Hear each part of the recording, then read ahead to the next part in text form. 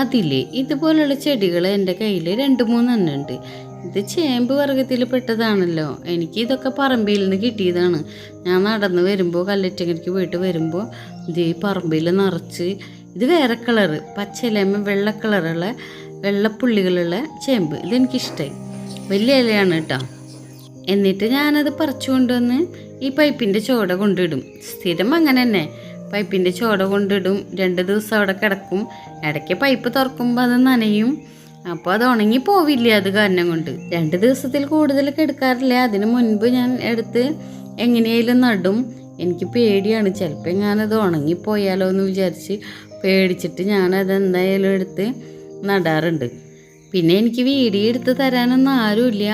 എൻ്റെ മോളാണ് ഇപ്പോൾ ഈ വീഡിയോ എടുത്ത് തന്നേക്കണേ. അവൾ ചെറിയ കുട്ടിയാണ്. പിന്നെ അവൾക്കിന്ന് ക്ലാസ് ഉണ്ടായിരുന്നില്ല. അപ്പോൾ ഇത് എടുത്ത് തരാമെന്ന് പറഞ്ഞു. അപ്പോൾ അവൾക്കും ടെൻഷൻ, ഞാനെടുത്താൽ ശരിയാവുമോ, ശരിയായിട്ടില്ലെങ്കിൽ ഈ വീഡിയോ ഇടണ്ട, വേറെ ചേച്ചി വന്നിട്ട് ചേച്ചീനെ കൊണ്ട് എടുപ്പിച്ചിട്ട് ഇട്ടാൽ മതി എന്നൊക്കെ പറഞ്ഞു. അപ്പോൾ നിങ്ങൾക്ക് ഈ ചെടി ഇഷ്ടപ്പെട്ടോ എന്ന് പറയണം കേട്ടോ. എല്ലാവർക്കും എൻ്റെ ഈ വീഡിയോ ഇഷ്ടപ്പെട്ടെങ്കിൽ ലൈക്ക് ചെയ്യണം, ഷെയർ ചെയ്യണം, സബ്സ്ക്രൈബ് ചെയ്യണം. Thank you.